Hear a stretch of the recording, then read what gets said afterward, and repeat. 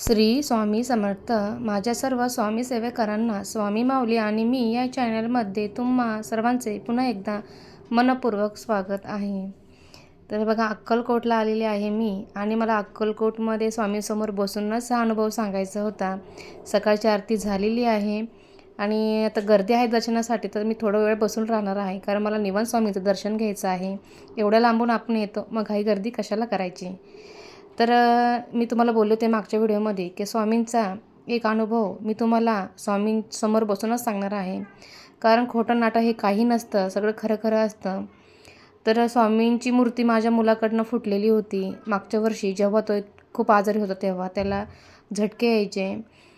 तर आम्हाला असं काही माहीत नव्हतं आणि निम्मे 20 दिवसांनी माझ्या मुलाकडनं स्वामींची मूर्ती तुटली होती. आता मूर्ती अशी तुटली होती की स्वामींची मान अलीकडे झालेली होती बाजूला आणि मानेपासनं खालचा भाग तो बाजूला झाला होता.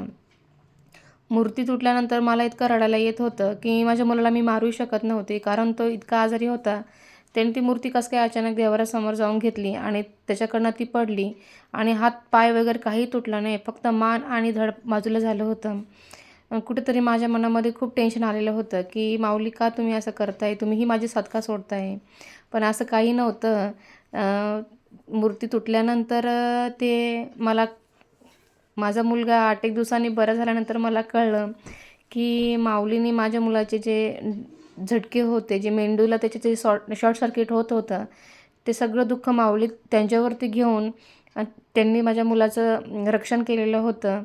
आणि कुठेतरी मलाही विश्वास माऊलीवरती इतका होता की पण समजत नव्हतं की मूर्ती तुटल्याचं कारण काय होतं. पण जेव्हा डॉक्टरने रिपोर्ट त्याचे नॉर्मल सांगितले की तुमच्या मुलाला इथून पुढे झटके येणार नाही, तो व्यवस्थित आहे.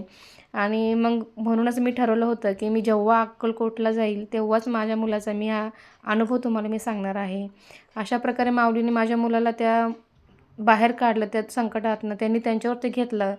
आणि 1.25 महिन्यानंतर मागच्या वर्षी मी अक्कलकोटला येऊन दुसरी मूर्ती घेऊन गेलेली आहे आणि असे करून माझी ती दुसरी मूर्ती मी स्थापन केली आहे देवाऱ्यामध्ये. आणि आता मी बघा इथं बसून माऊली साक्षी आहे माझ्या या अनुभवाला, माझ्या मुलाला बरं केल्याबद्दल. आणि इतकं छान वाटतं ना इथं येऊन की तुम्ही विचार करू शकत नाही. तर तुम्ही इथं या आणि तुम्हालाही माऊलीचे भरपूर अनुभव येतील.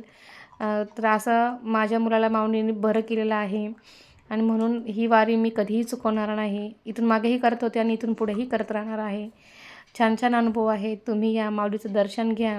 आत्ताही पहाटचा टाईम आहे, हा अंधार आहे थोडासा, अजून पूर्णपणे दिवस उजडलेला नाही.